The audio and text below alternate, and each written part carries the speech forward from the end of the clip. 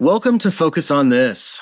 We are on summer hiatus, so what you're about to hear is from the vault. But this vault is a good vault, and we don't keep any junk in there. The truth is, some of these episodes are so stinking good, we can't believe that they just come down the conveyor belt and disappear. These are things that are worth revisiting, and so that's what we decided to do with the summer. We're going to replay some of the best stuff from the vault. It'll give you a chance to hear it maybe a second time, maybe even a first time. But regardless, you may be in a different season of life. You may have a different set of ears. These episodes are going to be great for you. Yeah, and the truth is our best ideas don't expire. A lot of what we talk about on the podcast, which maybe was recorded a few years ago, is still relevant today. And this stuff is good. We've really gone through and cherry-picked the best of the best. So we hope that you enjoy this episode. We'll be back soon. Until then, we hope you enjoy. All right, Verbs, have you ever felt overwhelmed about trying something new? Absolutely. I think normally this kind of falls within maybe something new that's attached to some sort of financial consideration. Because at that point, you can only go with what you know, and the rest feels a little bit risky. But at the same time, on the other side of that risk, there could be a great reward also. So I think those are the types of decisions that probably give me the most angst or potential anxiety in those moments.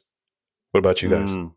That makes a lot of sense. And as you were talking, actually, before we started this episode, I was saying, I love to try new things. I love it. Let's try it. Let's do it. But actually, if I really dig down a little deeper, there are times that I feel a little unease. And specifically, I thought about instances where I go to a new gym for the first time or try a new type of exercise like yoga. I remember the very first time I went to an actual yoga class, I was terrified. But I had to kind of work myself up to it. It will be okay. No one is going to kick you out mid-class. They will let you stay. And there was a sense of I felt a little overwhelmed by it, but I knew it was good for me. It was a good process to move through. See, I have started doing yoga in the mornings. I won't go near a public place where people can see me attempting that stuff. But I think it is, there is that fear of comparison, right? Of, what will someone think about me? Or am I doing a good enough job at this to even be doing this new thing? And if you've been trying something new, or if you've been trying, for instance, to do something like the full focus planner. I talk to a lot of people who get the new plan, they get a new planner. But sometimes this tool designed to relieve overwhelm, sometimes they can almost feel like they're not doing good enough or they're not using it to its fullest potential. And therefore they feel like they're failing and overwhelmed by the thing that's supposed to help them succeed and not be overwhelmed.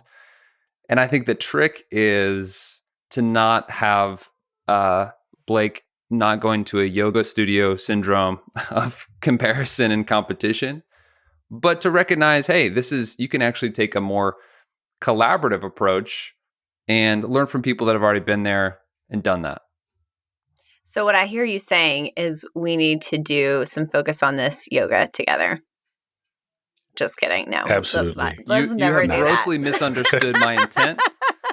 I can't stress that enough. But today, we want you listening to do some collaboration. We're going to do some collaboration here on the podcast. This is one of my favorite things whenever we get to have somebody on who is a real life full focuser, a full focus planner, user, and advocate. Today, we have a special guest for you. We're going to introduce her and interview her, and she's going to be sharing with you really practical insights and tips. If you've been trying to use the full focus planner, use this system and really get the most out of it, but perhaps you felt a little intimidated, she's going to help you out a lot. Sounds good, guys. Let's get right to it.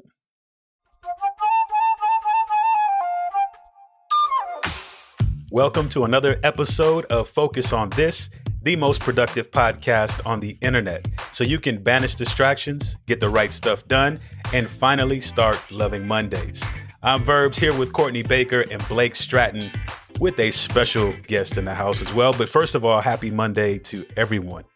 Happy Monday to you, Verbs. And let's introduce our guest. Today we have joining us on the podcast all the way from Kimberly, Idaho. It is Julie Underwood. Hello, Julie. Welcome to the podcast. Hi. Thanks for having me. Yeah. And I had to be educated when Julie came on that I was told Kimberly, Idaho was actually the other alter ego Miley Cyrus had once upon a time. And she corrected me on that. It's a location. It's a town. There's people in it. But very few. Yeah, it's a small town. Well, now I'm like, everybody that doesn't understand the reference to Hannah Montana is totally not going to get that joke. So I'm just going to let y'all know. That was deep. That was deep. That one's extra dry. Extra dry. Extra dry. Like maybe if you are between the ages of 34 and 38, you may have gotten that one. So, Extra dry and half as funny. That's kind of my new brand. Well, Julie, we're so excited to have you today. Why don't you tell us a little bit about yourself? What do you do? And how long have you been using the Full Focus Planner? Well, I've recently changed what I do. I have been a public school teacher for the last 19 years, but last May I retired, kind of, to start my own business, to start a leadership development business. So awesome. A lot of that is inspired by my planner use. I started using the planner. I had to look back and see, but I started in the summer of 2019. And the first planner, I set it up all wrong because I set it up as a quarter, June, July, August, instead of July, August, September, because I was on my teacher calendar. So it had to spill over a little bit into September, the first one. But that's when I started using the planner. That's awesome. Listen, we love school teachers on this podcast. I feel like we have our Venn diagram has a large section of school teachers that love the focus on this podcast and more than that, the Full Focus Planner. So I think for everybody that's an educator out there listening, this is going to be really fun, but also for entrepreneurs.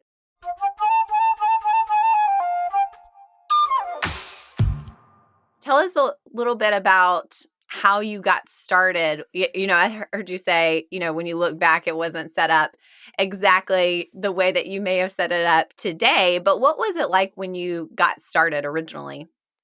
Well, originally, I think I just started very small. I started by using the daily pages. I just started with that because the concept, I knew a lot about the philosophy behind the planner before I got one and started using it. Because at first, as an educator, I really felt like, so much of our day is set. It's like there's a big, huge chunk that's like, you're teaching. That's all you're doing. And so I felt like, I don't know how much this is going to help me. But when I got learning the philosophies through this podcast and the Lead to Win podcast, which is where I started hearing about the planner, just changed the way I thought about work. And it was so enlightening as far as how you can design the life you want and that your personal life is part of your work life. Sure. And so I started small. I started using the daily pages and then I evolved to use more and more of the planner as I went along. But even when I just started identifying a big 3 for myself, I felt like I was living so much more intentionally and designing the life that I wanted for myself instead of just, being victimized by my work, just going to work and working forever. Julie, can I ask, as you mentioned, you said, hey, because my time is spoken for as I teach for a greater part of the day, what was kind of just the breakthrough thought that you had when you got the planner and you realized, I can use this for a whole lot more than I originally thought? Like, what was it that you felt like you were missing in regards to planning materials or planning devices or planning tools that once you got that planner in front of you, said, there's more opportunity here? I think just feeling empowered to design my day and that my day didn't have to just be work, that it was okay to have part of my big 3 be something personally I wanted to achieve, like a physical fitness goal or, helping other people. I loved when I eventually started using a year or so later, the weekly preview. I love that part about connecting. I thought that's valuable. And I can do that when I'm at school if I think about it, if I'm intentional about it. So that's what I really loved is I felt so empowered that I could shape what was going on, even though a lot of my day was scheduled. I could still make my day meaningful. And it just changed my paradigm for how I thought about work and how rewarded I was and how much I enjoyed it because I was kind of burning out. Yeah. And the planner really helped me with that.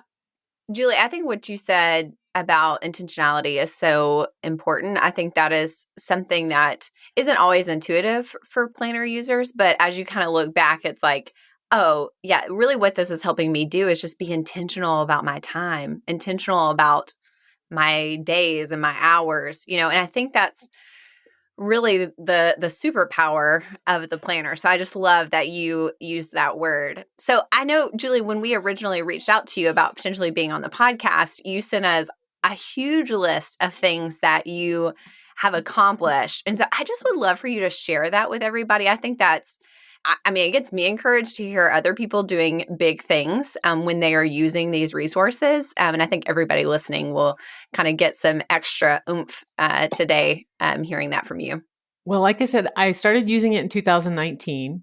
And at the end of 2020, I decided to, it was a rough year for everybody, and especially, I think, educators. And I decided to take Michael Hyatt up on his Best Year Ever program. And so I participated in the best year ever, and 21 has been the best year ever for me. I mean, I just feel like it worked because I sat down and was so intentional about goal setting. And so this year I have, I started running actually the first year that I was using the planner because I could put some physical fitness goals in there and be intentional. And so I started running, which is something I've always wanted to do. And I thought, oh, I'm too late to this. But I felt really empowered that if I just chunk it and I start slow and do it consistently, I'll see consistent results. Because you guys talk about consistent results all the time and small steps. You talk about baby steps. And so I put that in place, started running. So as part of the best year ever, I said, I'm going to do a half marathon.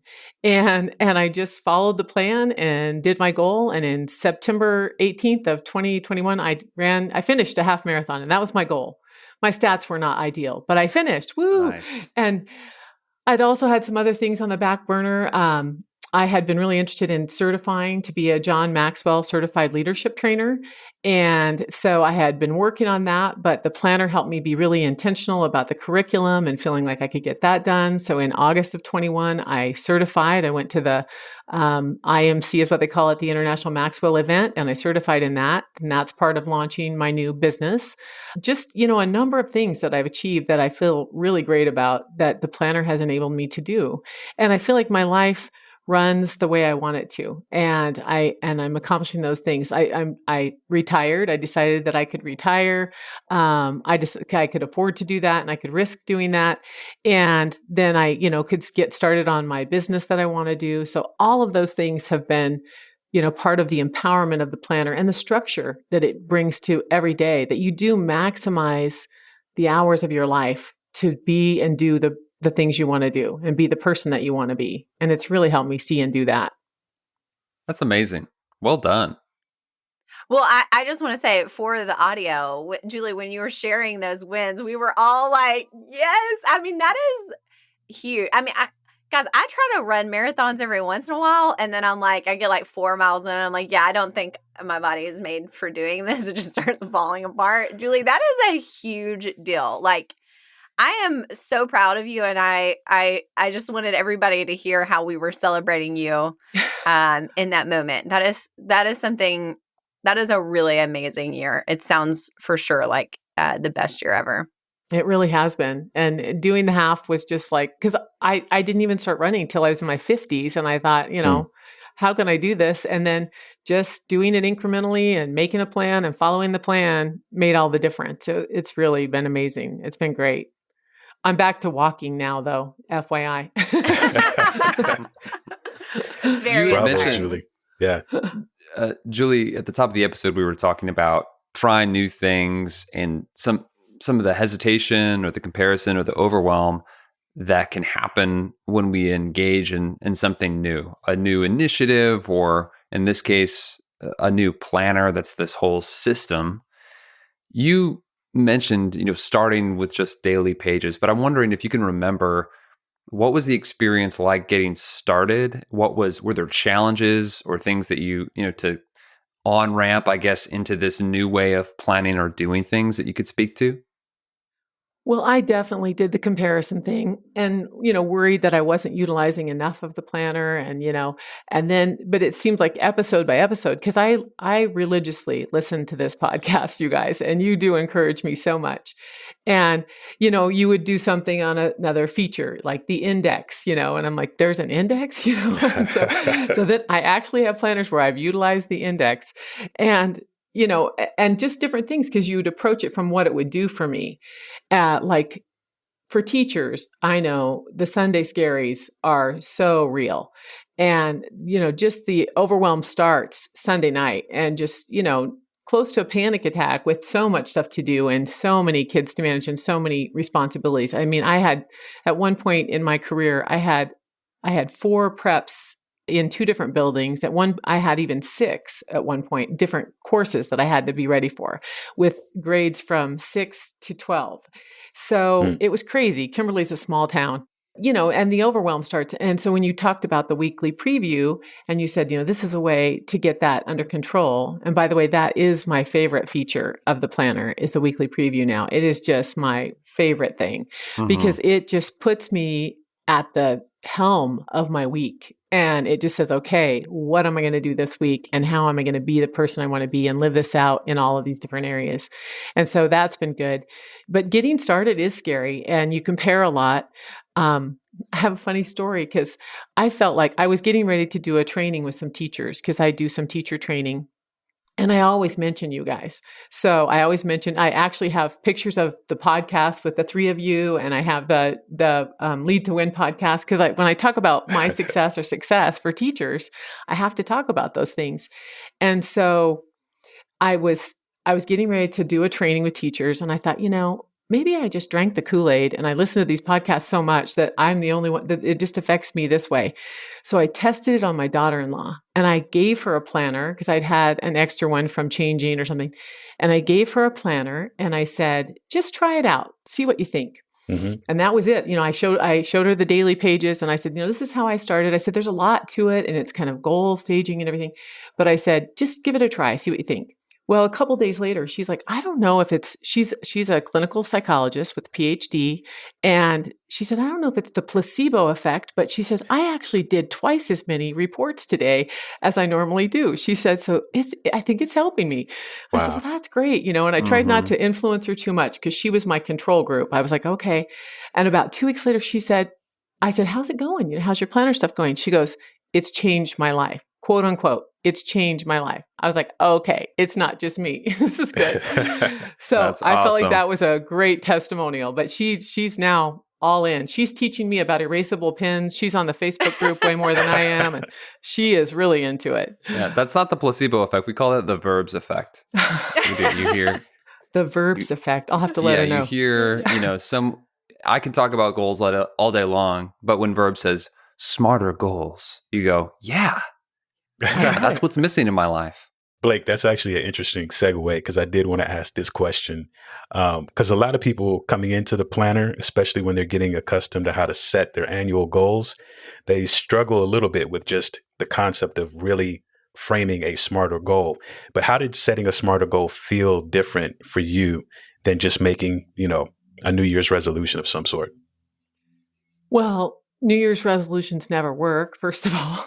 And so even just the SMART goal without the, ER that you guys add, just having it time bound, but then knowing that you can go back and adjust. Like there were weeks in my, half marathon training that I didn't get to run when I was supposed to and for how long I was supposed to, because we were out of town or we were in the car or something happened. Mm-hmm. And if that had been a New Year's resolution, I'd have said, well, I didn't make it. I'm quitting, But because it was a goal and I knew how to kind of go back and reassess and adjust, and I felt like I, have the philosophy from listening to the way you use the planner, that it's okay to adapt your goals to what's happening in your life. It's okay to tweak it and then get back to it. So it seems more like an ongoing process instead of just you win or you lose.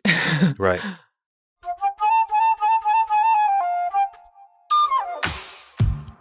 So, Julie, you mentioned at the beginning that you started using the planner, and then about a year later, you went through our goal setting course, Your Best Year Ever, which it's about that time of year where we're launching that course again. So, I would love for you to talk through maybe how Best Year Ever helped, elevate your goal setting for the next year. For those of you that are listening, Your Best Year Ever is really the philosophy that the planner is built on. So we released that course long before we created the planner.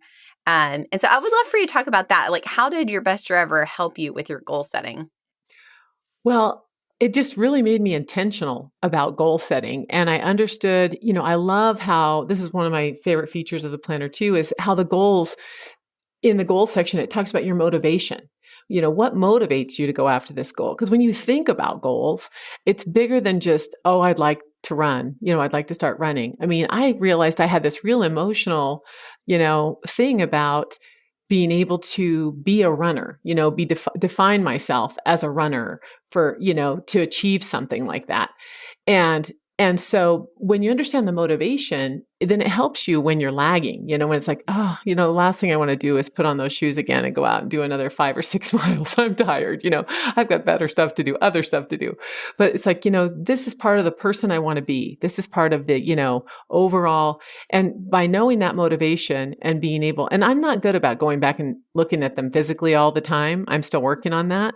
But for me, I did it once, I got it in my head, and I kind of understood this is why I want to do this. And so when your, discipline lags in the messy middle, you just kind of can pick it up and say, okay, I got this. I'm going to move forward and keep going. So that's how it's helped me. And just being really intentional about looking at your life as what's this year going to look like? And just giving yourself that day to really sit and reflect and think. I think that's what made all the difference. I know I need more thinking time now, all the time. So, Julie, at first you mentioned there was a little bit of overwhelm starting off the planner just because there's multiple parts to it as well. And a lot of people do feel like that. But what could you offer? What sort of advice could you give to someone who's starting the planner for the first time? And then now kind of being further along in your planner journey, there's people that are a year into it and still have some challenges. What could you say to those folks as well to get them some motivation to keep going? Well, for the beginner user, I think just start with the daily pages. And you'll start to see results and you'll feel more in control. And then I think it kind of naturally flows out of feeling that to say, okay, what is this weekly preview thing? What's going on with that? And then you expand out kind of organically with how you use it. And once I started doing the weekly preview, so many of the other things made sense. To a user who's been doing it for about a year, I think that's when I shifted my focus to kind of the goal structure. And I still don't have this all down, but that the goal structure starts with, your annual goals, and then you have quarterly goals, and then you have, your weekly goals, your weekly big 3, and then your daily goals, and that it's supposed to kind of stack that way. And I know that because starting with just the pages, mine kind of went in reverse and wasn't as well thought out, but doing the Best Year Ever class made me really intentional about seeing that holistic structure. Okay, here's the year in view.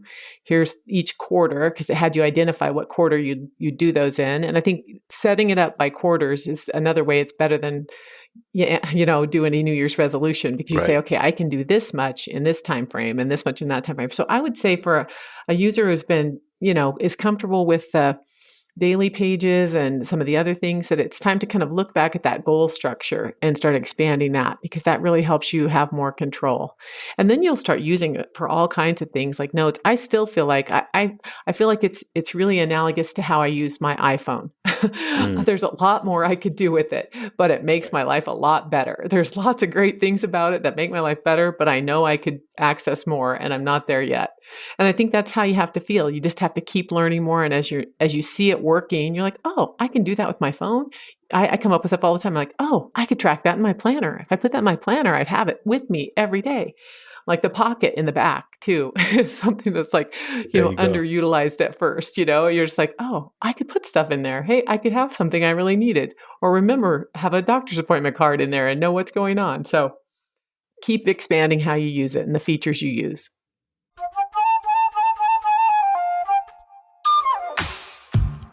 All right, Julie, what has the full focus system provided you besides just accomplishing a bunch of goals? I know you mentioned earlier that, you had a whole slew of things that you thought to do and you saw opportunity even after you retired and really started digging into this system. But what are some of the things outside of just accomplishing goals have you really felt motivated by in this system?